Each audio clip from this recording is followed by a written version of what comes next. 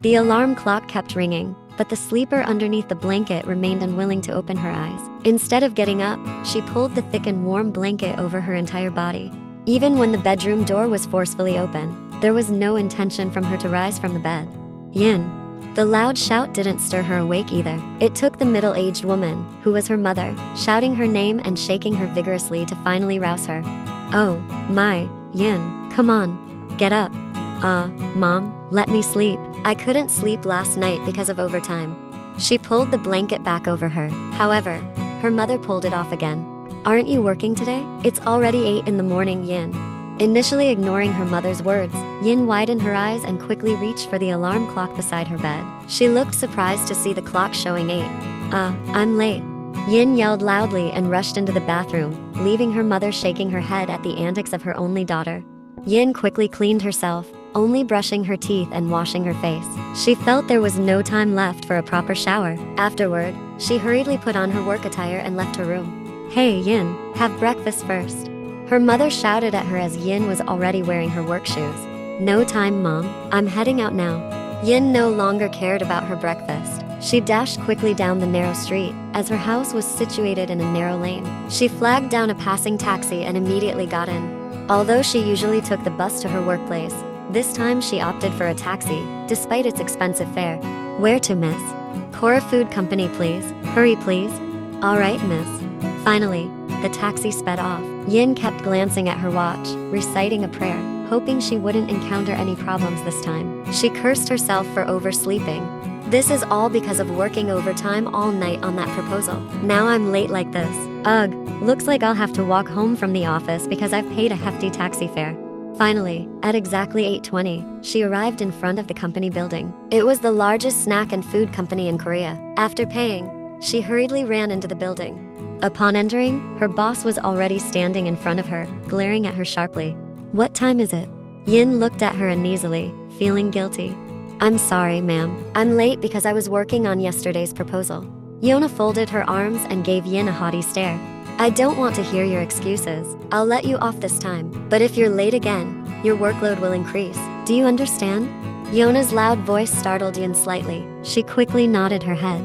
Yes, ma'am, I understand. After that, Yona immediately left Yin's presence. Yin sighed in relief for successfully enduring her boss's wrath. Oh, my, Yin, where have you been? I thought you weren't coming to work today. Oh, well, I've been dealing with that angry bird earlier. Yuki chuckled upon hearing the nickname. She knew exactly who her friend was referring to. She gently patted Yin's shoulder. Hang in there, bestie. You know how strict Miss Yona is about time. Luckily, she didn't punish you too harshly this time. You're right, doesn't she usually give heavy punishments? But earlier, she just let me off like that. Is she okay or something? Yuki lightly nudged Yin's shoulder for her remark. Shh, watch your mouth. She's like that because there's good news today. What good news? Oh, you don't know? It's all over the office chat group. Take a look. Ugh, I don't feel like checking the group chat. Just tell me what's going on. Well, our new CEO is coming to the office today. That's why Miss Yona is so happy. Apparently, he's really handsome. Huh? What about Mr. Flirty? Well, he's already handed over the company to our new CEO. I don't know why. Good. I don't like that flirtatious old man. I almost resigned because of him. Yuki laughed along with her friend, agreeing with her statement. However, their laughter stopped abruptly when Yona entered the room. All right, everyone quiet down. Our new CEO will be arriving today. I hope you all can maintain good behavior. I don't want my department to look bad in front of our CEO. Do you understand? Everyone simply nodded their heads. Shortly after, 2 men entered the room. Everyone gazed in awe at the handsomeness of the 2 men, especially at one man who appeared the most aloof yet the most captivating of all. However, among the mesmerized crowd, there was only one person who looked at the man with a shocked and disbelieving expression. This even surprised her friend, who glanced at her with concern. Yin, what's wrong? Yin snapped out of her astonishment and shook her head quickly. She looked at the man in front of her with mixed feelings. Why? Out of everyone, it had to be Jungkook who became my boss. Jungkook was a figure from her past. The handsome man was her ex-boyfriend, whom she left for some reason. Yin had tried to forget about him in her life. However, fate had brought them back together this time. The man who was now her new boss scanned the room with his eyes. His gaze stopped at the woman who averted her face. He looked at her with an expression that was hard to interpret. Mr. Jungkook, this is the marketing department. I am in charge here. Yona seemed to be trying to get the attention of the new CEO. However, it seemed to be completely ignored. I'm already aware. I've also received the latest information that you are planning a new project related to the company's new product. Yes, that's correct, Mr. Jungkook. Everything is under control. You can. To the meeting room now. I want to see the proposal and presentation you've prepared. After saying that, Jungkook immediately left the room, leaving Yona somewhat surprised by his abrupt statement. Not only Yona, but the entire room was surprised. Crazy, he's already starting a meeting right after entering. Good luck. Yin, you have to present in front of the new CEO now. It wasn't the presentation that made Yin nervous, but the fact that she had to present in front of Jungkook. That's what made her nervous, presenting in front of her EX. Yin, what are you waiting for? Come on. Hurry to the meeting room. Yin could only let out a heavy sigh. With heavy steps, she finally made her way to the meeting room after preparing her presentation materials. She could only hope there wouldn't be any problems this time. Currently, Yin stood in front of all the meeting participants to begin her presentation. She tried not to be nervous while explaining it. Usually, she never felt this anxious during presentations, but the fact that her ex was staring at her continuously made her feel awkward. Stay calm, Yin. Stay calm. He's only focused on your presentation, not on you. The presentation initially went smoothly until a heavy voice interrupted. Stop. Yin immediately halted her sentence and looked towards Jungkook. So did the other meeting participants. Is there a problem, Mr. CEO?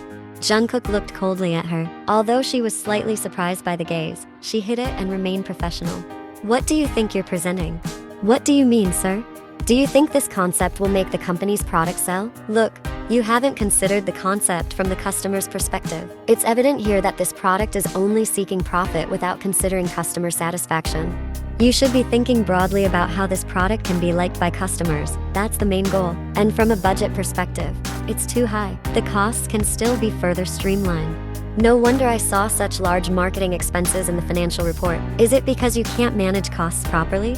Jungkook rose from his seat. His anger made everyone unable to move and silent in their places. He walked towards her. Yin was very nervous as the man approached her. If you can't work well, it's better to leave. The company doesn't need incompetent people like you. Yin looked at him in shock at his words. She couldn't believe that such sharp words came out of the mouth of the man who used to say sweet things to her. The once warm and gentle gaze had turned into a look of hatred. Yin tried to hold back her tears. Her chest felt tight upon hearing those words. She bowed her head, afraid to look at the man's face. I'm sorry, sir. I will revise it immediately. Jungkook smirked, although no one saw it. That's what you should do. I want this proposal handed to me in perfect condition today. I can't tolerate any more mistakes. After saying that, Jungkook left the meeting room. Meanwhile, Yin remained silent in her place. She clenched her fists tightly. She was sure Jungkook must hate her now. It's okay, Yin. He should hate you. This is the purpose of leaving him.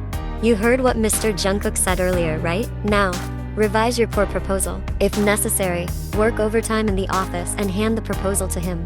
After that, Yona and the others left the meeting room, except for Yuki, who immediately approached her friend. She quickly hugged Yin. Be patient, Yin. I'll help you revise this proposal. Yin simply nodded her head softly. At least she had Yuki by her side. It's strange, you know, from what I can see, there's nothing wrong with this proposal. It's actually quite good. Why did it receive so many criticisms? Yin just smiled understandingly. Deep down, she thought maybe Jungkook deliberately did this because he hated her. However, she didn't want to dwell on thoughts that were too far-fetched. Let it go. We should just finish this quickly, so we don't have to work overtime. Finally, the two women finished revising the proposal. 2 hours later. Phew. Finally done. Thanks, Yuki. Thanks for helping me. You're welcome. Now, you go and give this revised proposal to Mr. Jungkook. Yin immediately fell silent upon hearing Yuki's words. At the moment, she really wanted to avoid him. Do I have to give it to him? Shouldn't it be Miss Yona instead? Well, why don't you just ask Miss Yona first? Yin nodded and promptly headed to Miss Yona's office to deliver the revised proposal. However, you're the one who should deliver it to Mr. Jungkook's office. But, I'm just a regular staff member. Can I really be the one to deliver it? Mr. Jungkook already informed me that it should be you who delivered this proposal. Come on, don't make him angry again. Yin suppressed her frustration. Whether she liked it or not, she had to be the one to deliver the proposal. With determined steps, she made her way to the CEO's office. And here she is now, standing in front of the CEO's office door. She's been standing there for 5 minutes, with no desire to go inside. She just wasn't ready to face the man who used to be her ex. Until… Yin? Yin quickly turned around and looked at the man in front of her. The handsome man who was a friend of Jungkook approached her. Why are you just standing here? Are you here to deliver the revised proposal? Yin remained silent and nodded her head. Alright, just go in. Jungkook has probably been waiting for you since earlier. Yin was a bit confused by the last statement. Why would Jungkook be waiting for her just because of a revised proposal? After hesitating for a while, Yoonwoo finally pushed her body to enter the room. Jungkook, here's the person you've been waiting for. After saying that, Yoonwoo exited the room. Now, only Yin and Jungkook remained in the room. Why are you just standing there? Just sit down. Yin was slightly startled by his stern voice. She walked over to the sofa and sat down. Shortly after, Jungkook walked towards the sofa and sat in front of her. Nervously, Yin handed over the revised proposal. Here's the revised proposal, sir. I've made the necessary corrections as per your instructions. Jungkook accepted it and began reading the contents of the proposal. In the midst of it, Yin stole glances at him, who appeared serious while reading. She was captivated by his endearing handsomeness. The man who once made her fall head over heels, making it hard for her to forget him even now. When Jungkook raised his face, Yin quickly averted her gaze to avoid being caught staring at him. This is still wrong. Huh? Yin reflexively covered her mouth as she accidentally let out a rather loud sound. I'm sorry, sir. It was a reflex. Where else is the mistake? Honestly, it's already past office hours. Does she really have to work overtime now? I've marked where the mistakes are. Please correct them and don't expect to leave until this proposal is finished. Yin wanted to hit the man's head who was tormenting her so much. If this was the case, she wouldn't be grateful for her CEO being replaced. It was better dealing with the old flirtatious geezer. Yes, sir. I will revise it again immediately. Yin walked out of the room, unaware that Jungkook smirked there. You must accept punishment from me. Yin returned to her desk with a heavy sigh. She noticed the room was empty, as all her colleagues had already left for the day. It's okay, Yin. You have to stay motivated. She began working on the proposal revisions again. Before she knew it, it was already 10 p.m. Hopefully there won't be any more revisions this time. Shortly after, Jungkook's figure appeared, approaching her. You're still here? Yin almost screamed in surprise. She looked at Jungkook, who was standing near her. Inside, Yin wanted to curse the man in front of her. Who was he to make her stay at the office until this late? I just finished the revisions you asked for, sir. Fortunately, I've already revised it. You can check it again. Forget it. I'll check it tomorrow. Jungkook walked away, leaving Yin staring at him in disbelief. What? So, what was the point of making me work overtime? Such a cruel man. Finally, Yin started packing up all her belongings and prepared to leave. She exited the company building feeling completely exhausted. It seemed like from now on, she would have to be even more patient. Her life wouldn't be easy if she kept facing Jungkook. Yin was sure that Jungkook would seek revenge on her. Should she just resign from this company? But if she resigned, she would struggle to find a new job, and both she and her mother really needed the income. Now, Yin wasn't just thinking about her own life, but also about her mother, who was now old and frail.